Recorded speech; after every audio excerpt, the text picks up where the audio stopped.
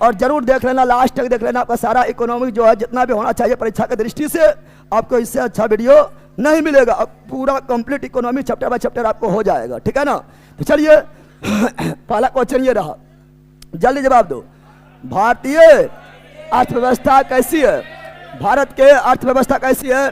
भारत की अर्थव्यवस्था है मिश्रित। कैसी है? मिश्रित। कैसी है? मिश्रित। कैसी है? मिश्रित। और मिश्रित अर्थव्यवस्था जनक किसे बोलते हैं? लो अभी हम लक्ष्य बेच में आप लोग को इकोनॉमिक्स ही पढ़ा रहे हैं और उसमें पढ़ाए थे मिश्रित अर्थव्यवस्था, पूंजीवादी अर्थव्यवस्था, साम्यवादी अर्थव्यवस्था, सबका जनक बताए थे, नहीं बताए थे रे? पहला बोलो जल्दी, मिश्रित अर्थव्यवस्था जनक किसे बोलते हैं? तो इसको बोलेंगे John Maynard Keynes. John Maynard Keynes. John Maynard Keynes पता होना चाहिए। और जॉन मिनाल्ड कीन्स को मैक्रो इकोनॉमिक्स, मैक्रो इकोनॉमिक्स अर्थात बीएसटी, कौन सी मैक्रो है भैया, बीएसटी इकोनॉमिक्स का भी जनक कहा जाता है। और एक चीज याद रखना, बहुत इंपॉर्टेंट बताने जा रहे हैं, इसका एक पुस्तक है जो परीक्षा में परीक्षा दृष्टि से बहुत ज्यादा इंपॉर्टेंट है। वो पुस्तक क्या है? तो वह पुस्तक है द जनरल थ्योरी, भूल गया लेला, the general theory of employment, the general theory of employment, interest and money, interest and money. यह पुस्तक काफी इंपॉर्टेंट, परीक्षा में बहुत बार आया है। पूछा जब क्वेश्चन पूछता है तब तक अधिकांश लोग को पता नहीं रहता, गलती मार देता है। तो the general theory of employment, interest and money तो याद रखना है। साम्यवादी अर्थव्यवस्था जनक किसे बोलते हैं? तो सबसे इंपॉर्टेंट पर्सन कार्ल मार्क्स वैज्ञानिक समाजवाद के जनक। कार्ल मार्क्स वर्ग संघर्ष का सिद्धांत दिया। कार्ल मार्क्स दुनिया का मजदूर एक हो जाओ, तुम्हारे पास खोने के लिए पैर के बरियों के अलावा कुछ भी नहीं है और पाने के लिए पूरा दुनिया है, जीतोगे तो राज करोगे। किसने कहा था? Karl Marx. किसने कहा था? पूंजीवादी इकोनॉमिक्स का जनक कौन है? एडम स्मिथ का पुस्तक काफी इंपॉर्टेंट है। एडम स्मिथ का पुस्तक काफी इंपॉर्टेंट है। वेल्थ ऑफ नेशन,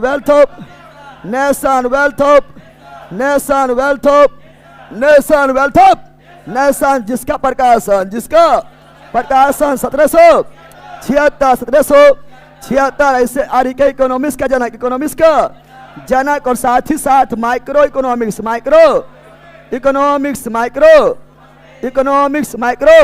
और ये सॉरी यहाँ समष्टि होगा, क्या होगा? और माइक्रो को बोलते हैं क्या? व्यष्टि। क्या बोलते हैं? व्यष्टि इकोनॉमिक्स के जनक Adam Smith. Option number D. और जो एक्स्ट्रा बताते हैं वो आपको जरूर पकड़ के चलना है, क्योंकि परीक्षा की दृष्टि से काफी इंपॉर्टेंट होता है। समझ गया है ना? तो बोलो यस, आगे बढ़े लाइन वालों, बोलो यस, आगे बढ़े, बोलो यस। चलो नेक्स्ट जल्दी बताओ, धर बोलो लाइन वाला, धर। मिश्रित अर्थव्यवस्था का अभिप्राय क्या है? मिश्रित अर्थव्यवस्था का मतलब है पूंजीवादी प्लस समाजवादी। पूंजीवादी का मतलब है संपत्ति पर निजी अधिकार और समाजवादी का मतलब है सरकारी अधिकार, और निजी पर सरकारी मिश्रित। खिचड़ी, कौन सी खिचड़ी? क्या हो जाएगा? तो निजी परस सरकारी। Option number B. और भात कैसा है? मिश्रित। भात कैसा है? मिश्रित। अभी जस्ट बताए थे। मिश्रित अर्थव्यवस्था जनक जॉन मिनाल्ड किन्स बताए थे ना? अरे बताए थे। चलो ना जल्दी बताओ, क्वेश्चन बहुत ज्यादा है। जल्दी बोलो लाइन वालों, धर बोलो। बंद अर्थव्यवस्था पढ़ाए थे ना? अभी लक्ष्य बेच पढ़ा रहे हैं, उसमें सब चर्चा दम भर किए थे। ना तो निर्यात और ना ही आयात, से क्या बोलते हैं? बंद अर्थव्यवस्था। और बंद अर्थव्यवस्था में सुनो, बंद अर्थव्यवस्था में जीडीपी बराबर जीएनपी हो जाता है, बताए थे। बंद अर्थव्यवस्था में जीडीपी बराबर जीएनपी हो जाता है। और ये क्या है समझाए भी थे, ग्रोस डोमेस्टिक प्रोडक्ट और ग्रोस नेशनल प्रोडक्ट लक्ष्य बेच बेच के धुआं धुआं कर दिए किए थे, दोनों बराबर हो जाता है। तो option number D, option number, यानी इसमें आयात निर्यात नहीं किया जाता है। तो option number D, option number D right. जल्दी बोलो, आप जुड़े रहिए, सारा चीज हो जाएगा। ऐसी अर्थव्यवस्था को क्या कहते हैं? जिसका शेष विश्व से कोई संबंध नहीं है, ले वर्ल्ड से संबंध नहीं है, वर्ल्ड के बाजार से संबंध नहीं है, यानी ना तो आयात ना तो निर्यात, यानी बंद अर्थव्यवस्था। क्लोज इकोनॉमी, क्लोज इकोनॉमी अभी नहीं पढ़ाए थे रे। तो option number B, option number B is right, बीज राइट। बोलो नहीं प्रॉब्लम, बोलो नो। चलो आगे बढ़ते, जल्दी बताओ, जल्दी बोलो, धर धर बोलो, धर धर बोलो ऑनलाइन वालों। यह सत्य होगा कि, यह सत्य होगा कि भारत को परिभाषित किया जाएगा। ये चारों ऑप्शन में भारत को हम किस तरह देख सकते हैं, भारत को हम किस तरह परिभाषित कर सकते हैं? जल्दी बताओ, भारत को हम किस तरह परिभाषित कर सकते हैं? एक खाद की कमी वाला अर्थव्यवस्था, खाद की कमी नहीं है, चावल गेहूं इससे बहुत ज़्यादा उत्पादन होता है। चावल में हम लोग 1 नंबर है, गेहूं में दूसरा नंबर है। हाँ, जनसंख्या ज़्यादा है, ठीक है ना। चलो अगला, एक श्रम, हाँ यही तो है, श्रम अधिक वाला अर्थव्यवस्था, यानी यहाँ मजदूर की कमी नहीं है, मजदूर कमी नहीं है, मजदूर भरा हुआ है, कमे नहीं मिल रहा है, कमे नहीं मिल रहा है। और सब बना रहा है कॉकरोच जनता पार्टी, बेरोजगार है, क्या है? कॉकरोच जनता पार्टी है। कॉकरोच जनता पार्टी का जान रहा है कि इंस्टाग्राम अभी जो है कर लिया गया है, ठीक है ना, वो सूचना दिया है। सोचो, मतलब बेरोजगार से भी डर, सरकार डर जाता है, समझ रहा है, मतलब क्या पूछेगा, कॉकरोच जनता पार्टी सरकार डर रहा है। और अभी जो है शिक्षा मंत्री जो है उनसे इस्तीफा मांगे थे, और इतना लोग सिग्नेचर किए, कुछ कहने ने सर्वर डाउन कर दिया है और उसको भी हैक कर लिया। सोचो, मतलब तुम्हारा आवाज को अथी जो है दबा दिया जाएगा। अभी जो है कल का घटना है, ठीक है ना, पटना गया था, पॉलिटेक्निक का एग्जाम चल रहा है, एग्जाम देने गया था। एक लड़की अपने पिताजी के साथ होटल में रुके थे, पहली बार पटना गई थी, 15 साल की थी। और उसके रूम में जो है, ठीक है ना, बहुत लोग घुस गया था, होटल के मतलब होटल में ही उस तरह था, और बहुत लोग बंद होटल को खोल के उसके चाबी रखता था, खोल के घुस गया और लड़की साथ गलत करने की कोशिश किया था। लेकिन उसका जो है वहाँ पर क्या थे, ठीक है ना, उसका रिलेशन वाले वहाँ थे, तो वो आके बचा लिए थे। और वहाँ से और लड़की निकली थी, हरियाणा वगैरह लड़की निकली थी, कितना लोग फरार हो गया है। सोचो अभी जो है कितना घटना, पटना में जब सुरक्षित नहीं तो सोचो कहाँ सुरक्षित रहेगा। और होटल में, और ताला भी अंदर से मारा है, तभी खोल के बाहर से घुस गया है, समझ लो, समझ गया है ना। इसलिए जो है अभी जो है पूरी तरह से जो है महंगाई भी बढ़ रहा है और A to Z चीज बढ़ रहा है, ठीक है ना। इसलिए अपना रक्षा स्वयं करें, ठीक है ना। Option number B, option number. और बिहार तो ये सब में 1 नंबर है, बिहार जो है श्रम अधिक में 1 नंबर। बिहार तो मजदूर फैक्ट्री है, मजदूर फैक्ट्री है, क्या बोलते रहे, एक बिहारी सब पर भारी, एक बिहारी सब पर भारी, चूंकि मजदूर का जन्मदाता बिहार, कौन? बिहार, ठीक है। जय कॉकरोच। चलो यहाँ ध्यान दो, अगला ये रहा, जल्दी बताओ, जल्दी बोलो ऑनलाइन वालों, धर धर बोलो, धर धर बोलो। वैश्वीकरण का अर्थ क्या है? वैश्वीकरण यानी ग्लोबलाइजेशन, ग्लोबलाइजेशन। वैश्वीकरण का मतलब होता है अपने देश के बाजार को, अपने देश के अर्थव्यवस्था को वर्ल्ड के सभी देशों के बाजार से, अर्थव्यवस्था से कनेक्ट कर देना, जोड़ देना, यानी आयात निर्यात करने लगना। उस वैश्वीकरण क्या बोलते हैं? वैश्वीकरण यानी क्या हो जाएगा? घरेलू अर्थव्यवस्था का वैश्विक अर्थव्यवस्था के साथ एकीकरण, एकीकरण। तो option number C, option number C. C मार दिया, बोलो यस। अरे सी मार दिया, अरे तो लाइक भी करना है, लाइक भी। और हम जानते हैं नई आर्थिक नीति, नई आर्थिक नीति कब आया, जल्दी बताओ, नई आर्थिक नीति कब आया? नई आर्थिक नीति आया मित्रों 1991, 1991। और नई आर्थिक नीति कितना अंग? 3 अंग। नई आर्थिक नीति कितना अंग? 3 अंग। नई आर्थिक नीति कितना अंग? 3 अंग। LPG, लिबरलाइजेशन उदारीकरण, प्राइवेटाइजेशन निजीकरण, ग्लोबलाइजेशन, वैश्वीकरण, यही वैश्वीकरण। और वैश्वीकरण कितना अंग? वैश्वीकरण का 5 अंग, 5 अंग। वैश्वीकरण का 5 अंग।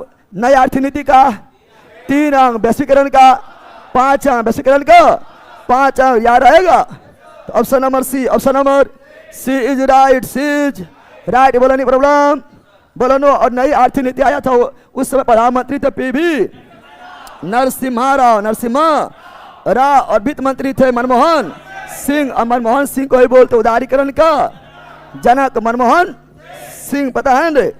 सुनते रहो, सब कुछ हो जाएगा। आज आपका जो है कम टाइम में पूरा इकोनॉमिक्स खत्म हो जाएगा परीक्षा दृष्टि से, ठीक है ना?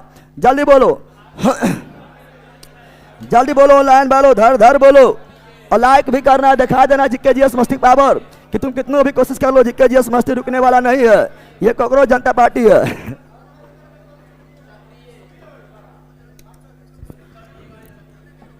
जल्दी बोलो। भारत में अधिकतर बेरोजगारी, अधिकतर भारत में अधिकतर बेरोजगारी, अधिकतर भारत में अधिकतर बेरोजगारी अगर बोले तो ये संरचनात्मक क्या है? संरचनात्मक बेरोजगारी, संरचनात्मक बेरोजगारी। तो भारत में अधिकतम बेरोजगारी क्या है? संरचनात्मक बेरोजगारी, संरचनात्मक बेरोजगारी यानी संरचना में कुछ चेंज होने के कारण से खटिया खत्म आ गया, पलंग क्या आ गया? पलंग ना आ गया रे। छोटका मोबाइल बटन वाला खत्म आ गया, एंड्रॉइड क्या आ गया? एंड्रॉइड ना आ गया। अब धोती खत्म आ गया, जीन्स क्या आ गया? तो संरचना में बदलाव, संरचना में बदलाव। और जीन्स भी खत्म होकर फटल जीन्स, कौन जीन्स? फटल जींस आ जाएगा ना, आ जाएगा। तो संरचना में बदलाव के कारण उत्पन्न बेरोजगारी, उत्पन्न बेरोजगारी को क्या बोलते हैं? संरचनात्मक बेरोजगारी। जैसे पहले था व्हाइट बोर्ड, क्या था? मतलब व्हाइट बोर्ड था, अब डिजिटल बोर्ड क्या आ गया? Digital board. पहले था ऑफलाइन, क्या था? अब आ गया ऑनलाइन, क्या आ गया? ऑफलाइन ला सब बेरोजगार क्या हो गया? क्योंकि ऑनलाइन ला जो है पूरा मार्केट में कब्जा कर रहा है, नहीं कर रहा है? अरे कर रहा है ना। तो option number D, option number D is right. D's सक्रिय बेरोजगारी मतलब क्या होता है कि मंदी वगैरह आ गया, मंदी वगैरह आ गया है तो मंदी कारण कुछ टाइम तक बेरोजगार हो गए, फिर जो है मंदी खत्म हुआ, फिर बेरोजगार में लौट आए हैं। घसनात्मक बेरोजगारी क्या होता है? एक नौकरी करते हुए दूसरा नौकरी का प्रयास करना यानी घसराना, घसनात्मक बेरोजगारी। और टेक्नोलॉजी कारण उत्पन्न बेरोजगारी को तकनीकी बेरोजगारी। और ग्रामीण क्षेत्र में मिलता है, ग्रामीण क्षेत्र में दो बेरोजगारी मिलता है, एक प्रच्छन्न या अदृश्य या छिपा हुआ बेरोजगारी, और दूसरा मौसमी बेरोजगारी। और खेती में खास करके अदृश्य, प्रच्छन्न, छिपा हुआ बेरोजगारी देखने को मिलता है। ये जो बात बोले बहुत इंपॉर्टेंट है, परीक्षा में बहुत इंपॉर्टेंट है, समा गया है ना? तो option number D, option number D is right, D's right. चलो आगे बढ़ते, जल्दी बताओ, जल्दी बोलो, ऑनलाइन वालों। लो अभी जस्ट बोले थे, नहीं बोले थे रे? कृषि में मूलतः कौन बेरोजगारी? अदृश्य बेरोजगारी। इसी को छिपी हुई बेरोजगारी, इसी को परछन बेरोजगारी। इसी में जो है जितना व्यक्ति चाहिए उससे ज्यादा लोग काम पर लगा हुआ है यानी छिपा हुआ है। चाहिए 5 व्यक्ति, काम कर रहा है 10 व्यक्ति, यानी 5 को फालतू वहां पर जो है ठीक है ना उस काम में लगा हुआ है, ठीक है ना? तो option number C, option number C is right, C is right. चलो जल्दी बोलो, धर धर बोलो, गर्दा मचा दो, तहलका ला दो, तांडव कर दो। परछन बेरोजगारी, परछन कोई अदृश्य कोई छिपा हुआ बेरोजगारी। और ये कृषि के क्षेत्र में देखने को खास करके मिलता है। तो काम करने के इच्छुक होना, पूरे वर्ष भर दिन में विशाल श्रमिक शक्ति को नियोजित करने के लिए पूंजी संरचना आवश्यकता से अधिक। हाँ अभी तो बोले थे, जिस काम में खेती में देखो, खेती में क्या होता है जितना लोग आवश्यकता है उससे ज्यादा लोग खेत में काम करता है, ठीक है ना? आप लोग को जब खेती होगा तो खेती करते होंगे तो आप लोग देखते होंगे कि खेती में जो है 5 लोग से काम अगर चल जा रहा है और आप पढ़ रहे हैं तब भैया बोलेगा भैया ना जा पाओ, हम खेता ना जीवो, भैया जाए तो तब हम जब तो पकड़ के ले चल जाएगा जबरदस्ती। यानी सबको को कलेवा ले जाएगा, को बकरी खींचते ले जाएगा, को घूरे जाएगा, को मछली जाके मारेगा, सबको फसल है। लग रहा है सबको बहुत रोजगार मिल गया है, ठीक है ना? अब जो है विश्व गुरु बनने वाले हैं, लेकिन वैसा कुछ नहीं है, ठीक है ना? तो option number D, option number D right, D's right. चलो जल्दी बोलो ऑनलाइन वालों, धर धर धर धर धर धर बोलो रे। भारत में छिपी हुई बेरोजगारी को परछन बेरोजगारी, हाँ छिपी हुई बेरोजगारी या परछन बेरोजगारी या अदृश्य बेरोजगारी कृषि में कहाँ मिलता है? कृषि क्षेत्र एक तो फिक्स है, एक तो फिक्सन है। लेकिन बताए थे कि ग्रामीण क्षेत्र में कृषि कहाँ होता है? ग्रामीण क्षेत्र में तो ये भी हो जाएगा, ये भी हो जाएगा, तो ये होगा नहीं, ये होगा। यानी option number D, option number D is right. समझा रे बंदर? समझ गया? यानी प्रॉब्लम बोलो नो, गर्दा मचा देना है। 3 दिन से क्लास न लिए हैं, रम जो है छाटर में रहो और एकदम 3 दिन के बदला ले लेना है, ठीक है ना? चलो यहाँ ध्यान दो, जल्दी बोलो ऑनलाइन वालों, धर धर बोलो, जल्दी बोलो। किस प्रकार के बेरोजगारी में स्नातक, क्या बोल रहा है? स्नातक और स्नातकोत्तर डिग्री ले पढ़ल है ग्रेजुएशन किया हुआ है, स्नातक किया हुआ है और रोजगार नहीं मिल रहा है, सब कॉकरोच बन गया है। कॉकरोच क्या बन गया है? और कॉकरोच जनता पार्टी बना लिया है। सरकार कॉकरोच जनता पार्टी से डर गया है, अकाउंट बैन कर दिया है, ठीक है ना। कॉकरोच को बोलने नहीं दे रहा है, ठीक है ना। तो उसे बोलते शैक्षणिक बेरोजगारी। शैक्षणिक यानी शिक्षा प्राप्त के लिए, शिक्षा प्राप्त कर लिए फिर भी कुछ नहीं कर पा रहे हैं। समा गया है ना। अरे तो गाना भी है न, गाना ना है, ठीक है ना, ठीक है ना। मिलत नहीं के नौकरी ना मिलत रोजगार बा, कैसन ये जमाना ही कैसन सरकार बा। हाय देखा बीए करके बकरी चरावत बा, बकरी चरावत बा। तो बीए कर लिया है, स्नातक कर लिया है, ठीक है ना, फिर बकरी चला रहा है। यानी आप पढ़ लिख कर जो है बेरोजगार है। शैक्षणिक बेरोजगारी, शैक्षणिक बेरोजगारी option number C, option number न समझा रे। चलो आगे बढ़ते, अगला ये जल्दी बताओ, जल्दी बोलो लाइन वालो। निम्नांकित में से भारत में गरीबी रेखा का निर्धारण अभी नीति आयोग, वर्तमान में गरीबी रेखा डिसाइड कौन करता है? NITI Aayog. NITI Aayog option number D, option number. NITI Aayog का स्थापना 1 जनवरी 2015 2000 किसके स्थान पर आया था? योजना आयोग के स्थान पर आया। और ये संविधान में चर्चा नहीं है, यानी गैर संवैधानिक।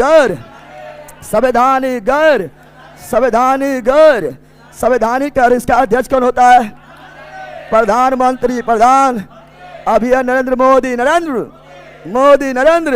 जो केवल मन के बात करता है, मन के बात सुनता नहीं है, खाली करता है। क्या करता है? और अपने आप को जो है भगवान समझने लगा है। और उपाध्यक्ष क्या? वर्तमान में उपाध्यक्ष बदल गया है, काफी इंपोर्टेंट है। उपाध्यक्ष बदल गया है, काफी इंपोर्टेंट है, याद कर लो। पढ़ाए थे करंट में, क्या पढ़ाए थे? करंट में पढ़ाए थे अशोक कुमार लाहरी पढ़ाए थे रे। और बताए थे वर्तमान में सीईओ बदल गया है। यार कर लो, निधि। और सबसे गरीब राज्य कौन है? बिहार। कौन है? सबसे उच्छित राज्य कौन है? बिहार। कौन है? बिहार। सबसे ज्यादा बेरोजगार कहाँ है? बिहार। कौन है? एक बिहारी सौ पर भारी। और शिक्षा को आगे हो पाएगा हमसे? और शिक्षा में को हमसे आगे हो पाएगा? गरीबी में को हमसे आगे हो पाएगा? बताओ, बेरोजगारी में को हमसे आगे हो पाएगा? भ्रष्टाचारी में को हमसे आगे हो पाएगा? इसलिए एक बिहारी सौ पर भारी, किसी का औकात नहीं कि समय आगे भी दिखाई दे, ठीक है ना। तो option number D, option number D is right. चला आगे बढ़े, बोलो यस, जल्दी बोलो, ये बोलो, जल्दी बोलो ऑनलाइन वालों, जल्दी बोलो। धर बोलना है, टांडवला देना है। मुख्यतः गरीबी उन्मूलन हेतु गरीबी हटाओ का नारा, ठीक है ना। गरीबी उन्मूलन हेतु निम्नलिखित में से किस प्रधानमंत्री ने मूल रूप से विश्व सूत्री कार्यक्रम प्रारंभ किया था? तो गरीबी हटाओ का नारा कौन दिए थे? इंदिरा गांधी। और विश्व सूत्री कार्यक्रम कब आया था? 1975। और क्षेत्रीय ग्रामीण बैंक का स्थापना भी कब हुआ था? 1975। और गरीबी हटाओ नारा कौन दिए थे? इंदिरा गांधी। और उस समय चल रहे थे पंचवर्षीय योजना, पांचवी पंचवर्षीय योजना 1974 से 1978 यानी पंचवर्षीय योजना। 5 वर्ष नहीं, 4 वर्ष। कितना वर्ष? 4 बार पढ़ाए थे। बोलो यस, लो जल्दी बताओ, जल्दी बोलो ऑनलाइन वालों। एक बार लाइक भी कर देना है, दिखा देना है कॉकरोच का पावर। मानव विकास सूचकांक किसने बनाया था? तो मानव विकास सूचकांक कौन जारी करता है? यूएनडीपी। मानव विकास सूचकांक कौन जारी करता है? यूएनडीपी। बोलो, यूएनडीपी का स्थापना कब हुआ? 1965। और इसका मुख्यालय कहाँ है? अमेरिका के न्यूयॉर्क। कहाँ पर है? न्यूयॉर्क। कहाँ पर है? United Nation Development Programme. ये यूएनईपी नहीं है, यूएनईपी अलग है। UNEP United Nation Environment Programme जिसका स्थापना हुआ 1972। मुख्यालय कहाँ है? Nairobi Kenya, Nairobi Kenya, Nairobi Kenya, Nairobi Kenya, Nairobi. और मानव विकास सूचकांक HDI, HDI रिपोर्ट कब से आने लगा है? अरे कब से आने लगा है? 1990 से आने लगा है। और इसका जनक कौन है? HDI का जनक कौन है? तो महबूब उल पाकिस्तान के अर्थशास्त्री महबूब उल हक, महबूब उल हक। और HDI रिपोर्ट का कितना आधार है? 3 आधार, तीन आधार पर HDI रिपोर्ट पेश किया जाता है, पेश किया जाता है। मोस्ट इंपोर्टेंट वो तीनों आधार कौन है? पहला है शिक्षा। क्या है? शिक्षा बोले तो साक्षरता, कितना ज्यादा पढ़ा लिखा है। और दूसरा है स्वास्थ्य। क्या है? स्वास्थ्य। क्या है? स्वास्थ्य अच्छा रहेगा तो जो है जीवन का आयु बढ़ जाएगा। यानी स्वास्थ्य का मतलब जीवन प्रत्याशा, स्वास्थ्य का मतलब जीवन प्रत्याशा, लाइफ स्टैंडर्ड, जीवन प्रत्याशा। तीसरा है प्रति व्यक्ति कितना कमाता है, कितना कमाता है प्रति व्यक्ति आय, प्रति व्यक्ति आय। और ये तीनों में सबसे पीछे कौन है? अपना बिहार। ये तीनों में सबसे पीछे कौन है?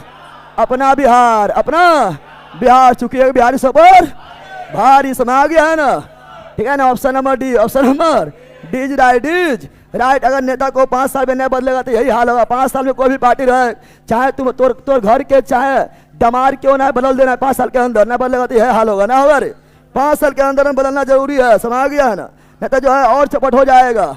जल्दी बोलो, जल्दी बोलो ऑनलाइन वालों। मानव विकास की अवधारणा किसके द्वारा दिया गया है? अभी जस्ट बताए थे महबूब उल हक। 1990 पाकिस्तान के अर्थ शास्त्री पढ़ाए थे। रे बोलो यार, पढ़ाए थे, बोलो यार, जल्दी बोलो, धर धर बोलो, जल्दी बोलो। मानव विकास सूचकांक का आधार क्या है? मानव विकास सूचकांक का 3 आधार है। स्वास्थ्य शिक्षा, स्वास्थ्य शिक्षा, स्वास्थ्य शिक्षा, स्वास्थ्य शिक्षा, जीवन स्तर, जीवन स्वास्थ्य शिक्षा। और यहाँ ध्यान दो, स्वास्थ्य का मतलब जीवन स्तर हो गया है, ठीक है ना। शिक्षा भी हो गया है। यहाँ प्रति व्यक्ति आय नहीं दिया है, प्रति व्यक्ति आय भी देना जरूरी है, देवे नहीं किया है। तो रोजगार लेके जा सकता है। स्वास्थ्य शिक्षा जीवन स्तर दोनों तो एक हो गया है, तो रोजगार लेके जा सकते हैं। तो हाँ यहाँ दिले, हाँ स्वास्थ्य शिक्षा और रोजगार, स्वास्थ्य शिक्षा और यहाँ तो दिया है। स्वास्थ्य का मतलब जीवन प्रत्याशा, शिक्षा और रोजगार मतलब प्रति व्यक्ति आय, प्रति व्यक्ति आय, यानी option number B, option number B. चलो अगला चैप्टर, मतलब आज जो है आपका इकोनॉमिक्स का संपूर्ण होगा। आप केवल सुनते रहना है, सारा चीज आपका इकोनॉमिक्स को लगेगा कि आप जो है परीक्षा हम कर सकते हैं। ये सब लास्ट में है, ये सब लास्ट में जो है ना होता है कि एक बूंद हम दे दिए हैं, थोड़ा मतलब जो है टंटनाए गए हैं, ठीक है ना, लग रहा तकतिया मिल गलो, ठीक है ना। ये सब पानी चढ़ा रहे, लास्ट में क्या चढ़ा रहा है? पानी चढ़ा रहा है, ठीक है ना, समा गया है ना।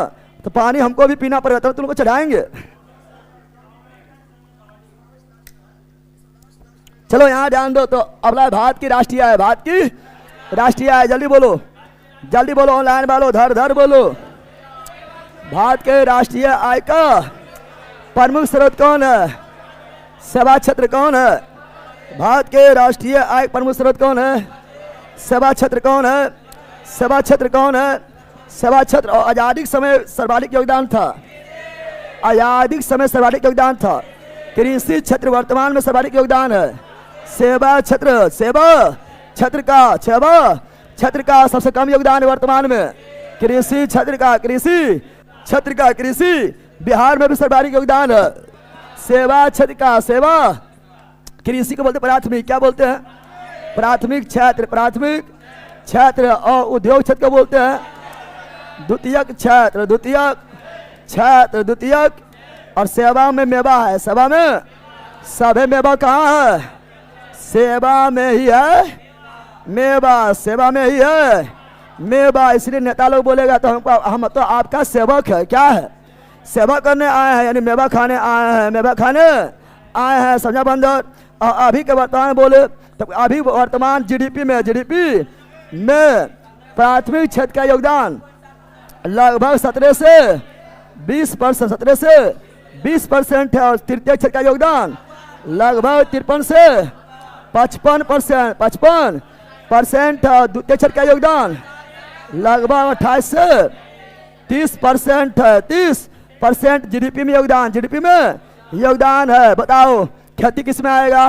कृषि क्षेत्र में, कृषि क्षेत्र में खेती आएगा। कृषि क्षेत्र में, कृषि क्षेत्र में खनन आएगा। कृषि क्षेत्र में पशुपालन आएगा। कृषि क्षेत्र में कृषि सभी नौकरी आएगा। सेवा क्षेत्र में, सेवा क्षेत्र में नेता आएगा। सेवा क्षेत्र में स्कूल आएगा। सेवा क्षेत्र में हॉस्पिटल आएगा। सेवा क्षेत्र में बैंकिंग आएगा। सेवा क्षेत्र में बाजार आएगा। सेवा क्षेत्र में परिवहन आएगा। सेवा क्षेत्र में एम्बुलेंस आएगा। सेवा क्षेत्र में वकील आएगा। सेवा क्षेत्र में इंजीनियर आएगा। सेवा क्षेत्र में डॉक्टर आएगा। सेवा क्षेत्र में हम भी आएंगे। सेवा क्षेत्र में संजय बंदर और तुम लोग आएगा। बेरोजगार क्षेत्र में, बेरोजगार क्षेत्र में कॉन्क्रोच, कौन सी? तो ऑप्शन नंबर क्या हो गया है? तो ऑप्शन नंबर हो गया बी। क्या हो गया है? बी इज राइट, बीज राइट। आगे बढ़ो लाइन वालों, चलो जल्दी बोलो। अरे मेरे साथ खाली बोलो, बोलना है। केंद्रीय सांख्यिकी संगठन, केंद्रीय सांख्यिकी संगठन CSO, सेंट्रल स्टैटिस्टिक्स ऑर्गेनाइजेशन का स्थापना 1951। मुख्यालय नई दिल्ली, नई दिल्ली, नई दिल्ली। जल्दी बोलो, जल्दी बोलो। राष्ट्रीय आय क्या है? अरे बैला कल ही पढ़ाए थे, कल ही आप लोग को लक्ष्य बेचे बताए थे, कल ही आप लोग को लक्ष्य बेचे बताए थे। लक्ष्य अच्छे बच्चे बोले थे NNP। राष्ट्रीय आय जो है नेट नेशनल प्रोडक्ट, वो भी फैक्टर कॉस्ट पे बताए थे रे। भूल गया है कि बिहार दरोगा 1275 के फर्स्ट शिफ्ट में आया था। तो राष्ट्रीय आय क्या है? नेट नेशनल प्रोडक्ट, वो भी फैक्टर कॉस्ट यानी लागत मूल, लागत मूल पर। नेट मतलब सूद, क्या? सूद यानी निबल, सूद यानी निबल राष्ट्रीय उत्पाद, निबल राष्ट्रीय, तो निबल राष्ट्रीय उत्पाद, निबल राष्ट्रीय उत्पाद, निबल राष्ट्रीय उत्पाद। बाजार मूल्य नहीं, लागत मूल्य। पढ़ाए थे रे। अब इतना हल्का है, समझा नहीं रहेगा तो बोरा में चल जाएगा हचाक से ना। इसीलिए बोलते लक्ष्य बेच अभी मौका है, ज्वाइन करो। या रिकॉर्डेड पढ़ना, टारगेट पढ़ना तो मंजिल बेच। कौन बेच? मंजिल बेच। समझा बंद? जब तक नहीं पढ़ेगा कोई उपाय नहीं है। चलो नेक्स्ट, जल्दी बोलो, जल्दी बोलो लाइन वालों, धर धर बोलो। और लाइक भी करना है। भारत की राष्ट्रीय आय अनुमानित बताए थे। देश के राष्ट्रीय आय की गणना CSO 1951 में गठन किया गया। आपको पता होना चाहिए CSO plus NSSO, central statistics organisation, national sample survey organisation. ये दोनों को 2019 में मिलाकर NSO बना दिया गया है। और national statistical office, national statistical office बना दिया गया है। और NSSO जो है ये बेरोजगारी बारे में बताता था, बेरोजगारी बारे में बताता था। लेकिन 2019 में आए थे नरेंद्र मोदी, बोला बेरोजगार कहाँ है? NSSO को काम है नहीं, NSSO हटा दिया, बोला बेरोजगारी नहीं है, सबको क्रोच है क्या? ठीक है। तो option number C, option number C is right. चलो आगे बढ़ते, जल्दी बताओ, जल्दी बोलो, धर धर बोलो लाइन वालों, धर धर बोलना है। निम्न में से किस राज्य की प्रति व्यक्ति आए? कोई बोलता है रे? गोवा को बोलता है कि? तो सबसे प्रति व्यक्ति आय में सर्वाधिक कौन है? गोवा। कौन है? गोवा कौन है? गोवा वाला बीच पर, गोवा वाला बीच पर फोटो तेरा खींच कर, फोटो तेरा खींच कर प्रति व्यक्ति आय बढ़ा लिया ना, बढ़ा लिया। और बिहार सबसे कम, बिहार सबसे कम, सबसे कम। चूंकि बिहारी सब पर भारी, इसलिए सबसे कम, सबसे कम। चलो जल्दी बताओ, जल्दी बोलो लाइन वालों, जल्दी बोलो। ये तो पढ़ा दिया अभी जस्ट। भारत में चालू मूल्य पर प्रति व्यक्ति आय न्यूनतम बिहार, आइए ना बिहार में, आइए ना बिहार में। भिखारी बना लेंगे दिन दहाड़ में ना रे। चलो यहाँ ध्यान दो, अगला ये रहा, जल्दी बताओ, जल्दी बोलो लाइन वालों, धर धर बोलो। टाइम पार नहीं करना है, लाइक भी करते चलना है। 1867-69 में है ना, भारत में प्रति व्यक्ति आय 20 रुपया थी, 20 रुपया थी। 66-67 में थी। यह सर्वप्रथम अनिश्चित किया था। ये सर्वप्रथम कौन बताया था? ये बताने वाले थे दादा भाई नरोजी चट्टा मार दो मर जी, अब तो मर जी दादा भाई नरोजी, दादा भाई नरोजी, दादा भाई नरोजी थे। और यही दिया धन निष्कासन सिद्धांत, धन निष्कासन सिद्धांत कौन दिए थे? दादा भाई नरोजी। ड्रेन थ्योरी कौन दिए थे? ड्रेन थ्योरी कौन दिए थे? दादा भाई Naoroji. The poverty and un British rule in India पुस्तक कौन लिखे थे? दादा भाई नरोजी। जिसका प्रकाशन हुआ था, ये बीपीएससी में आया हुआ है। प्रकाशन कब हुआ था? 1901 में। 1900, लेकिन पहली बार वैज्ञानिक आधार पर, पहली बार वैज्ञानिक आधार पर भारत का प्रति व्यक्ति आय का गणना कौन किए थे? तो बहुत से वैज्ञानिक भी से भी के आर बी राव 1931 32 कुछ याद आ रहा है? अरे याद है रे? तो option number D is right. जल्दी बोलो ऑनलाइन वालों, जल्दी बोलो। ड्रेन का भी सिद्धांत पढ़ाए थे ना? ड्रेन थ्योरी यानी धन निष्कासन सिद्धांत या धन बहिष्करण सिद्धांत। दादा भाई नरोजी, दादा भाई नरोजी। और इसे भारतीय इकोनॉमिक्स का जनक भी कहा जाता है। दादा भाई नरोजी को कहा जाता है। चलो न्याय जल्दी बताओ, जल्दी बोलो, धर बोलो। हिंदू वृद्धि दर किससे संबंधित है? तो हिंदू वृद्धि दर मतलब यहाँ पर कितना? हिंदू वृद्धि तो हिंदू वृद्धि दर मतलब कितना लोग समझ लेता है कि हिंदू की जनसंख्या जो होता है ना, जब बढ़ रहा है ना, वही होगा। ना बकलो ना। हिंदू वृद्धि दर का मतलब था आपका क्या? राष्ट्रीय आय से। हिंदू वृद्धि दर मतलब राष्ट्रीय आय से। हिंदू वृद्धि दर का संकल्पना कौन दिया था? ये संकल्पना दिया था प्रोफेसर राज कृष्णा। यह अवधारणा दिया था 1978 में। काफी इंपोर्टेंट है, याद होना चाहिए। चलो बिल्कुल लिख दिया। Option number B is right. चलो नया जल्दी बताओ, जल्दी बोलो। धर बोलना है, एकदम धर बोलना है। लाइक भी करना है। 1949 में गठित राष्ट्रीय आय समिति। पहले याद करो राष्ट्रीय आय समिति का स्थापना कब हुआ? 1949। कौन किया? पीसी महालनोबिस। और प्रथम पंचवर्षीय योजना का जनक कौन थे? पीसी महालनोबिस। यानी प्रथम पंचवर्षीय योजना का मॉडल कौन दिया था? पीसी महालनोबिस। दूसरा मॉडल कौन दिया था? सॉरी। प्रथम पंचवर्षीय योजना का मॉडल दिया था हेराल्ड डोमल। और दूसरा दिया था पीसी महालनोबिस। और तीसरा मॉडल जो था वो था सैंडी चक्रवर्ती महालनोबिस मॉडल। चौथा गिल मॉडल। पांचवा डीपी धर मॉडल। छठा इंपोर्टेंट है आगत निर्गत मॉडल। याद है रे? ऑप्शन नंबर बी यार। जल्दी बोलो लाइन वालों। आज आप लोग को 3000 प्लस लाइव करना है, रिकॉर्ड तोड़ना है। और जितना लोग जिसके जिस मस्ती से जल रहा है उसको और जला देना है दिन दोपहरिए। जल्दी बोलो।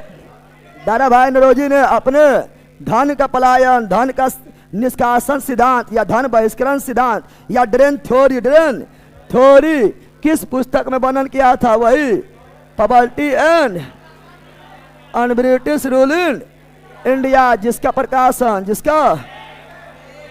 1901 में किया गया। इसका मतलब आपको जो है याद कर लेना है, nature of British colonial rule. ये भी दादा भाई नरोजी, भले ही उसमें जो इसका सिद्धांत नहीं दिया है, लेकिन ये चारों पुस्तक दादा भाई Naoroji. Nature of British colonial rule कौन लिखा? दादा भाई Naoroji. Exploitative nature of British rule in India रहेगा दादा भाई नरोजी। ब्रिटिश रूल आ गया है ना दादा भाई नरोजी, दादा भाई एंड इट्स कॉन्सिक्वेंस, दादा भाई नरोजी याद रहेगा रे, जल्दी बोलो, पढ़ा दिया 3000 प्लस लाइव करना है आप लोग को, दिखा देना है जीके जीएस मस्ती पावर। भारत के राष्ट्रीय आय में किस क्षेत्र का सबसे कम योगदान है? पढ़ा दिया प्राथमिक क्षेत्र, कृषि क्षेत्र सबसे ज्यादा योगदान, सेवा क्षेत्र, तृतीयक बताए थे सेवा में है मेवा, सेवा में है मेवा, जल्दी बोलो। भारत में राष्ट्रीय आय का गणना निम्नांकित में किसके द्वारा की जाती है? भारत में राष्ट्रीय आय का गणना बता दिया CS और सेंटर स्टैटिस्टिक्स ऑर्गेनाइजेशन स्थापना 1951, मुख्यालय नई दिल्ली, पढ़ाए थे ने। चलो बताओ जल्दी, किस देश की आर्थिक वृद्धि हम पढ़ाए थे, लक्ष्य बेस में बताए थे, कल ही बताए थे, इकोनॉमिक्स पढ़ा रहे तो बताए किसी देश के विकास पता चलेगा, GDP बताए थे रे, और देश जो है छठा GDP बताए थे, तो किसी देश के विकास पता चलता है सबसे अच्छा GDP ग्रोस डोमेस्टिक प्रोडक्ट, नहीं बोले थे कल, बोले थे लक्ष्य बेस में इकोनॉमिक्स से पढ़ाए थे, हाँ कल ही पढ़ाए थे, नहीं पढ़ाए थे क्या? आपका देश से बहुत लोग आ रहे हैं, बिहार में बहुत फैक्ट्री आ रहा है, बिहार का विकास हो गया है, देश से बहुत फैक्ट्री आ रहा है यानी GDP बढ़ गया है, तो GDP ही बताएगा, GDP ही। अब बताए थे वर्तमान में भारत का GDP छठा कितना है, थे कितना नंबर पर, चौथा, कितना थे? चौथा थे, चौथा हो गया छठा, हो गया छठा, पहला था अमेरिका, पहला था अमेरिका, दूसरा है चाइना, तीसरा है जर्मनी, चौथा जापान, पांचवा ब्रिटेन, छठा भारत, चौथा से छठा, चौथा से छठा समारण। अभी तुम लोग देखो गैस लगा, गैस नहीं मिलेगा, पेट्रोल डीजल जो है 10 दिन के अंदर 5 रुपया बढ़ गया है, CNG 3 रुपया बढ़ गया है, ठीक है ना। और तुम कुछ भी लेने जाओ, टाइल्स, हम टाइल्स लगवाना है, टाइल्स भी नहीं मिलता है, महंगा हो गया है, खिड़की वगैरह लगवाना है, कुछ भी लेने जा रहे हो उसका रॉ मटेरियल नहीं मिल रहा है, सब महंगा हो गया है। अभी वैसा कोई भी सस्ता चीज नहीं है, A to Z महंगा एकदम हो गया है। तुम लोग उतना चीज नहीं खरीदता तो पता नहीं चलता होगा, यहाँ हम खरीद रहे पता चल रहा है, हर चीज महंगा हो गया है और मिल भी नहीं रहा है, और GDP चौथा से छठा हो गया है। और वर्तमान सरकार प्रण लिया था कि हम भारत को वर्ल्ड का तीसरा सबसे बड़ा अर्थव्यवस्था बना देंगे 2030 में समारण, और 2026 में चौथा से छठा, चौथा से छठा, अभी 9 माना हो जाए, 3 दूनी 6, छोतिया 9 समारण। और निर्णय और टारगेट लिया था कि 2047 तक हम भारत को विकसित भारत बनाएंगे। हमको डर अब लग गया है, विकसित तो छोड़ो, अब वो विकसित भारत नहीं बना दे, और जिस तरह चल रहा है वो दिन दूर नहीं वो विकसित बना देगा, समझ आ गया है ना, ठीक है ना। तो ऑप्शन नंबर है, ऑप्शन नंबर, इसलिए जागो कोकरो जागो, और सत्ता को 5 साल के अंदर उखाड़ के फेंको, कोई भी सत्ता 5 साल के किसी को टिकने नहीं दो, चाहे तो घर के आदमी रहे, 5 साल सेरा टिकने नहीं देना है, तो 5 साल सेरा टिकेगा तो फिर जो है उसमें जंग लगना स्टार्ट हो जाता है, समझ आ गया है ना। Option number A, option number ए, समझा रहे बंदर। चलो यहाँ ध्यान दो, अगला ये जल्दी बताओ, जल्दी बोलो। सकल राष्ट्रीय उत्पाद, लो बैला, दिमाग काम कर रहा है, कल ही पढ़ाए थे, लक्ष्य बेस्ड इकोनॉमिक्स में पढ़ाए थे, नहीं पढ़ाए थे रे। सकल मतलब ग्रोस, राष्ट्रीय मतलब नेशनल, उत्पाद मतलब प्रोडक्ट, मूल्यह्रास मतलब डिप्रिसिएशन, पढ़ाए थे। बताओ ये पढ़ ले रहेगा तब ये को उपाय, ऐसे मर जाएगा नहीं बनेगा, पढ़ाए थे, फिर पढ़ाए थे, बताए थे जब कुल्ले ग्रोस मतलब सकल, सकल मतलब कुल्ले, कुल्ले में से मूल्यह्रास हटाएंगे तो कुल्ले का स्थान पर नेट क्या आता है, नेट आ जाता है, नेट क्या आता है, और एन का एन, पी का पी, पढ़ाए थे रे, यानी नेट नेशनल प्रोडक्ट, यानी शुद्ध राष्ट्रीय उत्पाद, अर्थात निबल राष्ट्रीय उत्पाद, दिखाई दे रहा है। तो बताओ तो क्या ऐसे बन जाएगा, ये समझा ले तब बन रहा है, और जब समझा रहेगा तो काफी मजा आएगा, ना समझा रहेगा तो बुरा में चल जाएगा, हचाक से ना, समझ आ गया ना। ऐसे बोलेंगे GDP, क्या बोलेंगे, GDP में से डिप्रिसिएशन मूल्यह्रास हटा दिए हैं तो जी के स्थान पर हो जाएगा एन, क्या हो जाएगा, और DP का DP नेट डोमेस्टिक प्रोडक्ट, यानी शुद्ध घरेलू उत्पाद, या निबल घरेलू उत्पाद। मजा आ रहा है ना, पढ़ ले रहेगा तो अपने मजा आएगा, ना पढ़ ले रहेगा तो बहुत रहेगा। तो option number B, option number B is right, B is right. चलो जल्दी बोलो, जल्दी बोलो, जल्दी बोलो लाइन वालों।